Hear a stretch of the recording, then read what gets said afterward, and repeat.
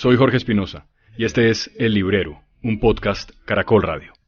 Y hablaremos de los libros más importantes, que sí los hay, porque definen el amor que un futuro lector sentirá por la literatura, y también por su naturaleza nostálgica en el sentido más romántico del término. Un regreso a esas noches en las que lo último que hacíamos era oír una historia salida de un libro y contada como si fuera un juego. Me gusta pensar en este episodio como un paseo literario desde prólogo por algunos libros de la infancia y que luego uno recupera cuando es papá o mamá y tiene entre manos la misión más cuidadosa, elegir los libros que uno quiere contarle a sus hijos, las historias que los acompañarán mientras crecen y mientras sueñan, las páginas que los van a preparar para el mundo y también para las lecturas futuras. La invitada al librero es María Osorio, la fundadora y directora de la editorial colombiana Babel Libros.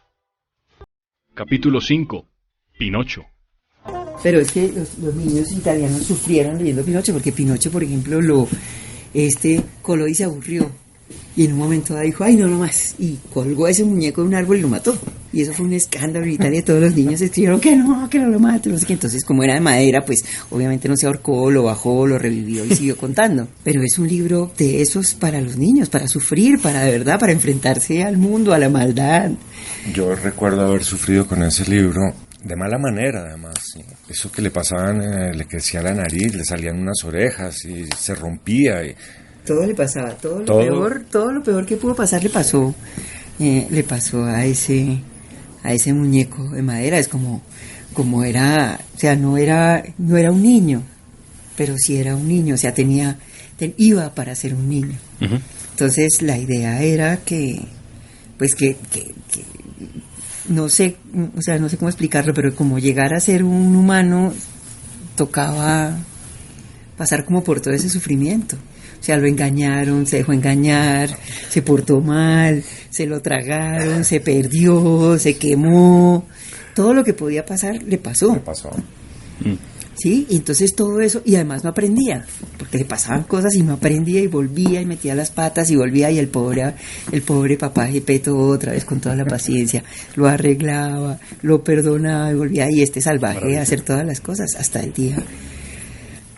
día que se ganó la posibilidad de dejar de sufrir. No sé si es que creció o qué.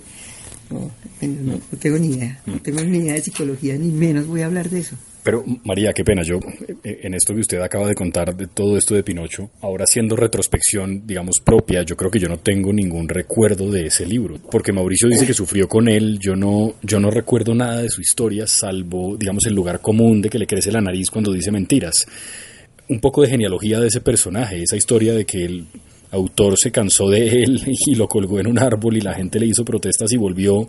Claro, esto se publicaba por capítulos en un folletín, de esos como se publicaban las novelas en folletines, esto también, sí. Que no estaba necesariamente dirigido a los niños, supongo, pero los niños italianos se lo apropiaron. Se convirtió en un clásico porque es una historia absolutamente maravillosa que le habla a todo el mundo, esta bondad que tiene un libro clásico y que lamentablemente se ha perdido porque después quedó Disney y perdimos a Pinocho para siempre. Bueno, pero eso pasa siempre con los personajes que va absorbiendo Disney, ¿no? Sí, ¿no? Y que se va perdiendo porque entonces hay tantos libros, tanta producción, que hay que leer lo último, hay que leer la novedad, hay que leer al último autor, y como que estas cosas, o sea, a mí me parece una tristeza que los niños de hoy se pierdan el derecho de sufrir con Pinocho.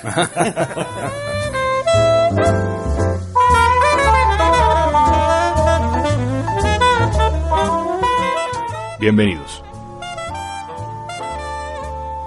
¿De dónde le salió esa pasión por los libros y por qué decidió meterse donde se metió? Sí. Claro que en los últimos tiempos ha sido muy reconocida y la han llenado de premios y de cosas bonitas. Bueno, pues eso será por la tosudez y la terquedad y toda la tontería de tantos años, pero estas cosas, digamos, ocurren por casualidad. Como yo pienso que por casualidad ocurren las mejores cosas de la vida. Pero además también por historia, o sea, porque yo tuve un papá súper lector que me llevaba al parque Santander y me ponía cerros de libros, además no cualquier cosa, o sea, libros complicados y cosas así, me ponía un cerro de libros y me mandaba para la casa. Y yo le hice caso, o sea, yo me puse a leer y empecé a leer como una loca, y después, lo que pasa es que después también me gustaban otras cosas y me fui a estudiar arquitectura, que todavía me apasiona. Es decir, yo pienso que si tuviera una vida, otra, sería arquitecta, porque me encanta. Pero eres arquitecta, bueno, María. soy, eso no se pasa, eso es como... Y yo creo que arquitectura no es solo construir casas, porque un libro bien diseñado se le nota la mano de un arquitecto. No, eso sí es cierto. Además, yo creo que los arquitectos son buenos para un montón de cosas. Yo les recomiendo, si no tiene uno en la casa, que tenga uno. Eso es de lo más útil. Sirve para todo. Entonces también un papá lector hace que me gusten los libros, y después llegar en la Facultad de Arquitectura en esa época leíamos. O sea, éramos visitantes asiduos de la librería contemporánea. Sí. ¿De qué época hablamos, María? De los 70. Ajá. Mediados de los 70, y esta señora de la contemporánea, que no me acuerdo ahorita. Alicia nos conocía a todos y nos decía, mire, le tengo a usted, no sé qué, y nos daba libros y nos íbamos a leer. Pues como que eso era lo que había que hacer, o sea, ir a cine, leer, conversar. O sea, estudiar arquitectura no era meterse dentro de una pantalla, sino dibujar, interactuar con los demás. Yo creo que todo eso se junta para que después las casualidades hagan que termine en este mundo.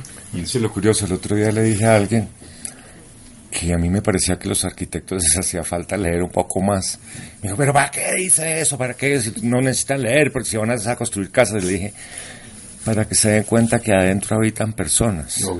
Absolutamente de acuerdo, pero digamos, yo sé que hay una deficiencia. Yo incluso cuando terminé la carrera y trabajé en la facultad, me tocaba ir al comité de biblioteca, que en esa época las facultades iban a un comité de biblioteca para ver lo que se compraba y todo eso, y yo estaba muy orgullosa de volver del comité a la facultad y decirle al decano, imagínese que los que más visitan la biblioteca son los arquitectos. Y me decía, claro, pendeja, no ve que los otros, no ve que esos libros no tienen sino dibujitos o no sé qué, o una cosa así. O sea, la gente iba a ver y no a leer. ¿Eso era en la Nacional? No, en los Andes. Pero digamos que sí leíamos y sí conversábamos sobre eso. Teníamos una clase de sociología con Carlos Castillo que nunca me olvidaré, que hablábamos de eso, hablábamos de la gente que habita, de cómo es la gente, de qué piensa, qué hace, cómo siente, y eso siempre referido a la literatura. Lo que pasa es que los tiempos han cambiado, pero han cambiado no solamente en la Facultad de Arquitectura, han cambiado incluso en la de literatura. A mí me angustia a veces que los literatos pasan por encima de los textos, también como pasan por encima los arquitectos o lo que sea. ¿A qué se refiere María cuando dice que pasan por encima de los textos? Pues como que leer es un trámite y no es esta cosa que nos apasiona a nosotros, que es buscar algo y encontrar y buscar algo que nos interesa y buscar y ahondar más y buscar más y ir más allá, que una lectura lleva a otra y a otra y a otra y a otra, no es por cumplir, digamos, o por analizar o por... Yo creo que en este momento que además está todo tan parcializado, que la gente aprende a leer una cosa y se va por un camino como o sea, es como los libros, digamos, los libros de arquitectura ya no hablan de la arquitectura y de la vida y de la ciudad, sino casas de un piso solariegas, mesas de centro de una sola pata, o sea, edificios con ventanales de vidrio en la fachada posterior, cosas tan absolutamente limitantes que ya no es como una cosa integral, ya no como que... O sea, la arquitectura no es hacer un edificio de una manera, sino entender lo que decía Mauricio, es la vida, la gente que vivía ahí, es responderle a un clima, a una ciudad, a una condición de una cantidad de gente. Yo creo que es una cosa más compleja que pasar por ahí, o sea, y aprender. Bueno, María, ¿y se graduó de arquitecta y cuántas casas construyó? No, ninguna. Yo trabajé con los urbanistas más interesantes que hubo en este país hace muchísimos años, como Fernando Jiménez, que ya en paz descanse, hace unos años murió, y trabajamos en cosas súper interesantes, como por ejemplo el estudio del metro de Bogotá. ¿Le suena? No puede. Me suena. Increíble. Me suena. Plan Centro, la descontaminación del río Bogotá, Ciudad Salitre, que fue lo único que se volvió, pues... Más o menos, sí. Sí, porque pues la idea no era una ciudad como tan compartimentada como es esa de Ciudad Salitre, que a pesar de que tiene espacios públicos y generosidad en muchas áreas, son espacios cerrados, o sea, como la gente, pues no es digamos un espacio urbano que uno se imaginaba en esa época. Claro. O sea, son espacios cerrados, la gente encerrada en los edificios y los ladrones libres por fuera. María, porque digamos, creo que parte de lo que pasa con los libros para niños o para jóvenes es que la gente en general tiene como un poco la idea equivocada, y quería que usted nos desmontara ese mito de que al niño se le puede regalar cualquier cosa, porque como es un niño eso puede ser cualquier cosa y que tenga un dibujo. Esa idea equivocada de que si es más fácil eso lo va a leer y le va a gustar porque cualquier cosa sirve. Claro, y es muy fácil de entender porque como cuando el niño pasa por un supermercado, ve una tontería de estas bien comercial y se bota, porque eso está hecho para eso, o sea, está hecho para que un dinosaurio rosado con unas manitos de así todo maricón sea lo que atraiga enloquecidamente a un niño. Sí. Entonces, pues hay que tener, el cuidado es elemental, es decir, si a usted le parece estúpido, al niño con seguridad también le va a parecer estúpido. O sea, los niños no son tontos, o sea, están en construcción, entonces hay que tener cuidado cuando uno está construyendo un lector, pues hay que tener cuidado en lo que se le ofrece, no se le va a ofrecer cualquier cosa. Es como si se pone cuidado en la alimentación, si se pone cuidado en el colegio al que va, porque no se va a poner cuidado en lo que lee, en lo que le dan para entretenerse. Ya todo eso de lo que está lleno el mundo, porque eso no está en las librerías, eso no necesita librero, ¿no? Cierto, absolutamente cierto. Sí, lo que tocaría es ir a una librería. O sea, hay una librería y preguntar o asesorarse a un librero. En este momento, las librerías independientes, por lo menos, tienen un espacio curado y seleccionado de libros para niños, que antes, cuando yo empecé hace 18 años, era... O sea, es un avance. Un avance enorme, enorme. Mauricio, ¿cómo es su experiencia? Digo, cuando viene alguien, a mí me ha pasado con usted, yo vengo acá y le digo, ¿qué me llevo para mi hija que tiene 2 años y medio? Lo que la gente busca es ¿qué? Cuando van y sacan, como qué deformación tiene uno de adulto cuando elige un libro para un niño. No sé, a mí cuando vienen a preguntarme libros para niños, yo entro en pánico. Yo entro en pánico porque cualquier decisión mal tomada de mi parte es matar un futuro lector. Sí.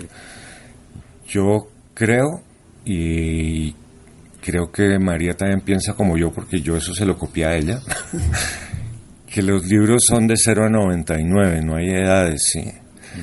Y entonces yo como que trato de leer a través de los padres, cuando viene el padre, qué puede querer el niño, pero la posibilidad de equivocarse es altísima. Entonces yo trato de sacar los libros que a mí como que me gustan, pero yo no soy un experto en libros infantiles, por eso le dije que invitáramos a María para que nos enseñara a conocer la literatura infantil. Lo que estábamos hablando hace un rato de esos libros tan feos, de la persona que me estuvo mostrando ahí unos libros que yo le dije, mire, a mí me parecen horribles, qué pena. Pero esos dibujos con unos ojos como saltones, como una cosa que no obedece a nada, no, yo no puedo con eso. Yo no sé si serán chocheras mías o qué, como me dijo ayer una cliente, que le iban a poner al podcast Conversaciones con el viejo cascarrabias. Fíjate que no es mala idea. La oyente le va a decir que no es mala idea. María, ¿usted qué consejo le da? Digamos, un poco como una caja de herramientas para los papás que tienen esa decisión entre manos. Yo lo digo un poco desde mi experiencia. Para mí es una cosa fundamental que mi hija se enamore del libro que yo le llevo. Es un triunfo para mí si el libro le gusta. Es como una cosa que yo digo, bueno, esto lo hice bien. ¿Qué hay que ver? Bueno, es que es muy complicado porque pues que no hay una fórmula, es como lo mismo que pasa con los adultos. Sí, o sea, los libros son tan diversos y hay tantos porque los lectores son igual de diversos y son tantos también, si no serían como tendríamos el libro. Sí. Deme el libro y ya. Entonces es mucho más complejo eso. Digamos, los libros ilustrados son libros que que los papás desprecian mucho cuando van a la librería y dicen, ay, pero este libro tiene tan poquito texto, lo van a leer muy rápido, pero desprecian también el trabajo del ilustrador, el campo que ha ganado el libro para niños a través de la imagen es volver mucho más complejo el discurso a través de ella. O sea, usted puede hablar de temas dificilísimos y de temas complicadísimos con una imagen. Sí. O puede contar narraciones increíbles como esta que está mostrando Mauricio ahí. Sí, Mauricio se paró y sacó un libro de su sección de libros infantiles. Sí, Pinocho, ¿no?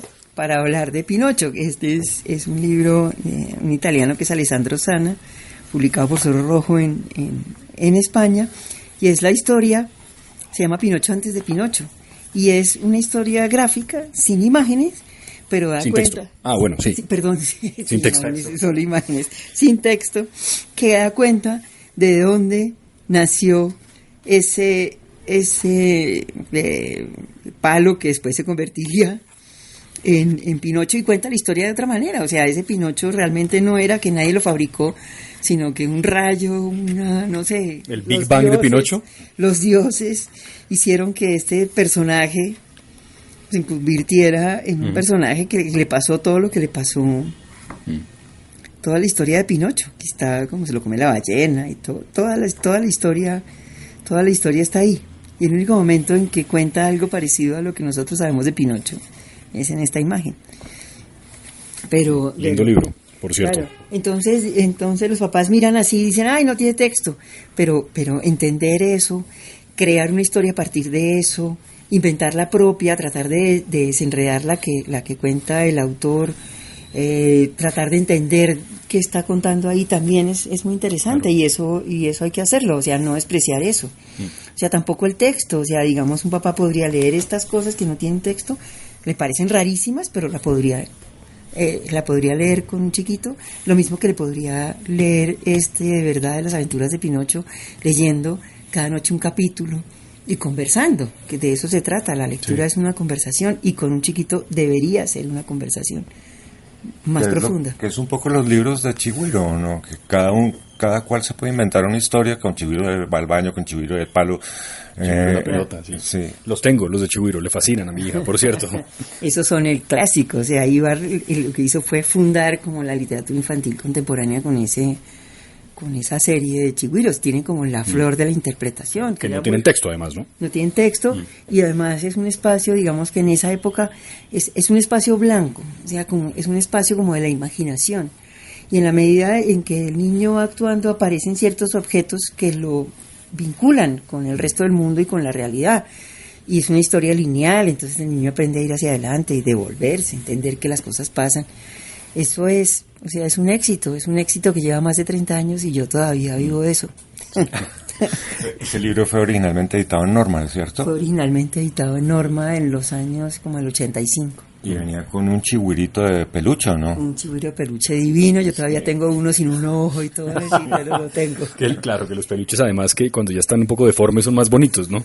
Sí, es divino, pero después nunca tratamos incluso de volver a hacer el peluche, pero no, yo no soy de peluche, no pude. Sí, yo creo que mi hijo mayor todavía tiene un peluche de esos que también, me acuerdo que le faltaba un ojo la última vez que lo vi, sí, estaba bien un pedazo de melcocha por ahí pegado y cosas así por el estilo, pero eso es parte de la... Y nunca se hicieron en cartón, también era en papel. Claro. María, ¿usted qué cree, qué piensa, qué siente de, digamos, los cómics clásicos o tradicionales, no sé, de superhéroes, antes de que llegaran a la gran pantalla, hechos por Marvel, por no sé, por las cosas que más se venden y que son más comerciales? ¿Eso tiene algún valor? Claro, a mí me parece importantísimo. Yo crecí en un barrio que era San Luis, y ahí íbamos al parque y había un señor que llevaba una escalerita así con cuerdas y colgaba los cómics y los alquilaba como por 10 centavos y eso era una maravilla. O sea, me parece que eso también está bien. O sea, yo no satanizaría nada de eso fuera de que eso es lo único que se vende y que se ofrece. Ajá. Por eso la gente dice, pues digamos, yo creo que el cómic y ahora la novela gráfica y todas estas cosas que han derivado a la imagen obviamente ayudan a introducir a la lectura. Lo que no ayuda es la basura, o sea, la comida chatarra no hace después gente que coma bien o lo que sea. Pero María, bueno, entonces usted se graduó de arquitecta, trabajó en urbanismo y de ahí brincó a la parte editorial. Así tal cual, así de un momento a otro. Taquete. O sea, es decir, ¿Y aterrizó en Norma? Aterricé en Norma por casualidad, porque trabajaba, una de las personas con las que trabajaba, Liliana Bonilla, una gran urbanista. Sí, me acuerdo de ella. Entonces ella tenía unas primas, Garrido, sí, que trabajaban en Norma, que eran los comerciales de Norma, no sé qué. Entonces por ahí me hicieron el puente y me fui a hacer dibujitos para texto escolar. Y ahí ya la arquitectura la dejó de un lado y se lanzó de lleno al mundo editorial. Sí, no, ahí después por casualidad también conocí a la Asociación Colombiana para el Libro Infantil y Juvenil, que estaba Silvia Castrillón, y yo llegué ahí, todavía era medio una cosa y la otra, y te iba a tapar unas goteras y voy a arreglar la cosilla que están haciendo acá. Entonces estamos leyendo libros para niños y la casa toda desordenada. Y no, momentico, entonces organicé el espacio, arreglé las goteras, arreglé unos baños que estaban mal y los escuché leer y me puse a leer con ellos y me quedé. Hace 30 y pico de años, Dios mío, me quedé. ¿Y cuándo surge Babel? Al final del año 2000, pues es que hicimos el congreso de IBI, que es la Organización Mundial de Libros para Niños. Hicimos un congreso mundial en Cartagena, súper bonito, súper exitoso, drama, pues, porque fueron 4 años de trabajo. Y pues yo como que ya veía completo un ciclo y dije, no, toca ir a hacer libros para niños. Esto ya, mi querida Margarita Valencia había botado la toalla. Todo el mundo, los editores habían más o menos desaparecido, los que estaban, digamos, los otros independientes que estaban haciendo libros para niños. Norma ya había abandonado las colecciones como Abra Palabra y eso, que había hecho colecciones como para la librería y estaba metido en la escuela. Pues es el momento, ¿no? Entonces salí, ya yo en la lectura, en el tema de la promoción de la lectura, también, tan bonito. Este libro me gusta, este no me gusta, este gaico, ¿no? ¿Para qué traen esto? No sé qué. De pronto pues salí de ahí y me encontré con el mercado. O sea, el mercado no es así de fácil. No es que uno diga, ay, esto no me gusta, traiga otra cosa. Eso no es como... Tuve la suerte de que nos fuimos con Icaré. Icaré se fue con nosotros, entonces yo tenía un respaldo y dije, no, lo que hay que hacer es una distribuidora, aprender a vender, aprender a insertarse en el mercado, aprender cómo es esta cosa de vender libros, una librería, así yo... 2 especializadas, las otras, las pocas independientes que habían, los libros para niños eran X, no era nada. Entonces pues fue como un aprendizaje, por eso nos demoramos en aprender. O sea, así nació Babel como distribuidora. Como distribuidora pusimos la librería, pues porque necesitábamos un punto de venta, pero además la librería también sirve pues para conocer qué pasa en el mercado. Claro. ¿Qué está pasando? ¿Qué están trayendo? ¿Qué están poniendo a circular? O sea, ¿qué hace falta? Entonces, de ahí hacer crecer la distribuidora, completar la librería, después ya que tenemos una espalda, entonces empezar a hacer libros, de a poquitos. ¿Cuál fue el primer libro?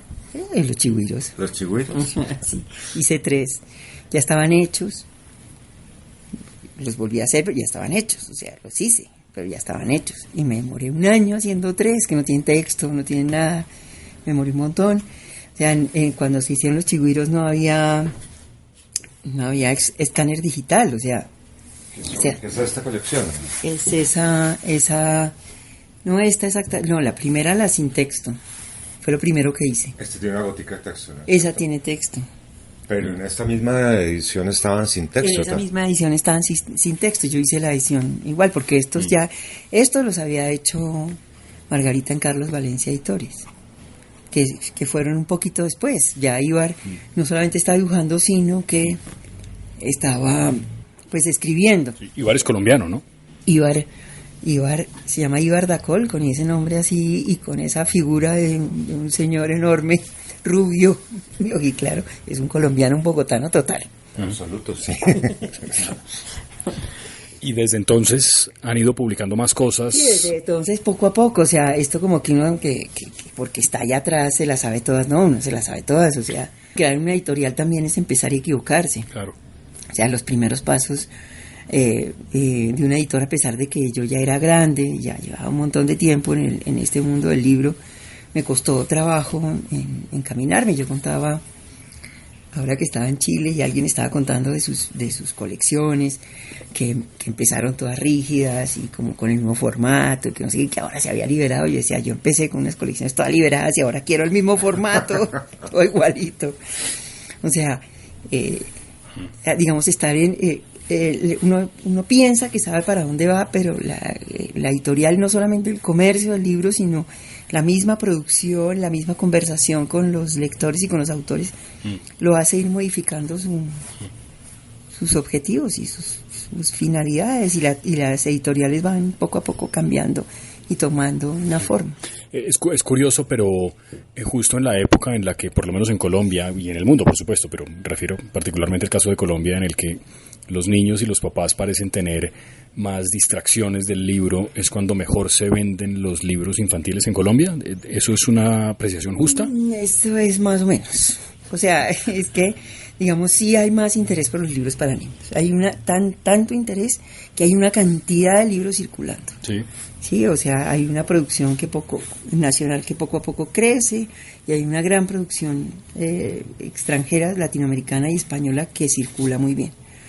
Pero además el libro para niños tiene otro problema, es que tiene muchos mediadores. Hay mucha gente antes del niño, entre el lector, entre el niño y el libro hay un montón de gente que interviene.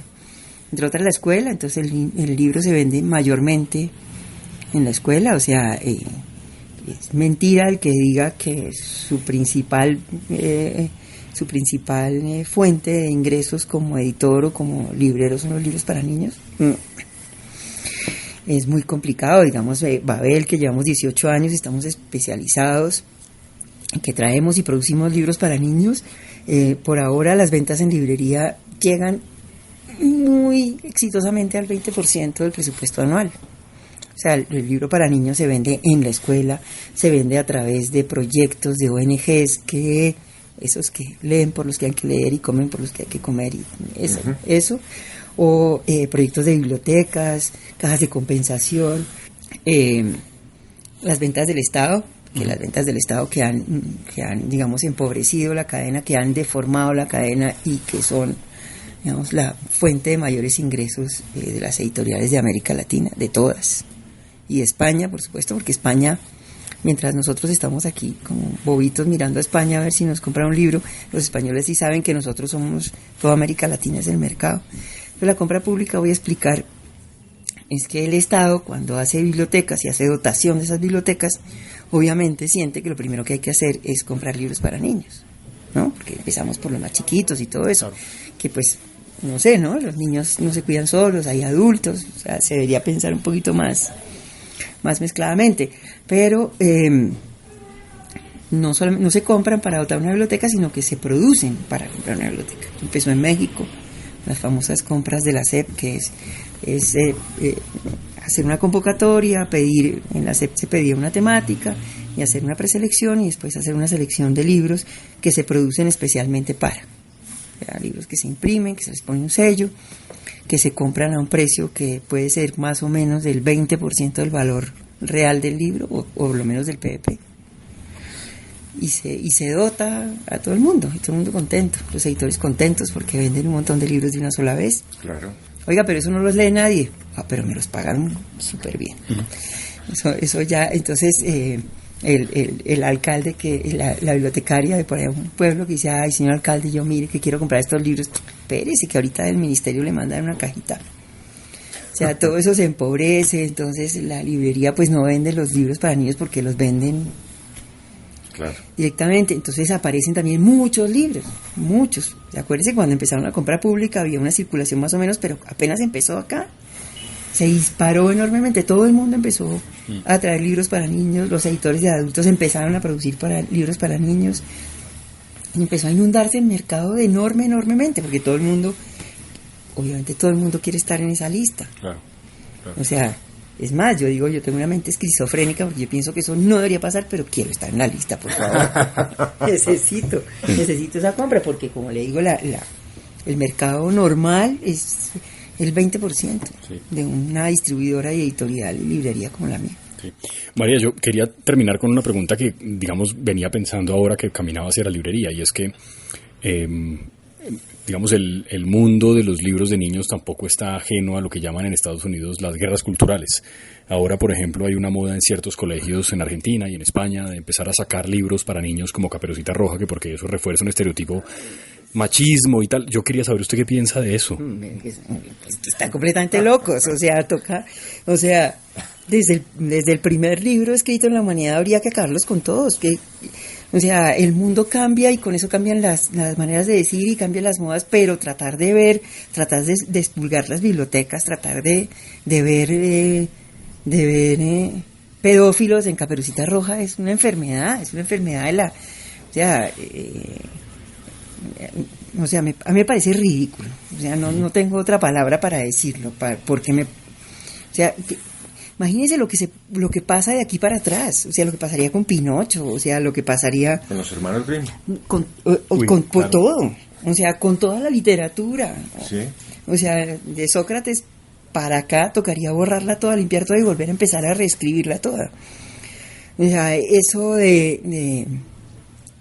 ha habido intentos durante muchísimos tiempos de la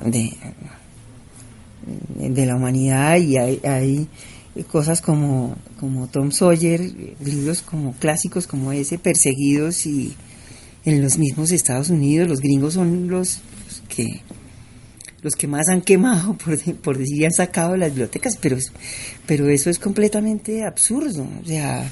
Digamos que el mundo crece, y a mí me parece que de aquí en adelante toda esa literatura que se produce, que es políticamente correcta, que tiene un niño negro, uno blanco y uno amarillo, que las niñas y los niños tienen las mismas oportunidades, eso es completamente falso. Es como vivir en un planeta aséptico que seguramente va a existir en algún momento de la vida, pero que por ahora no existe, y el momento en que exista va a ser aburridísimo y va a ser como ciencia ficción, unos que están viviendo por allá arriba en una cosa maravillosa, los aeropoblados, y aquí y la porquería del mundo aquí viviendo la realidad.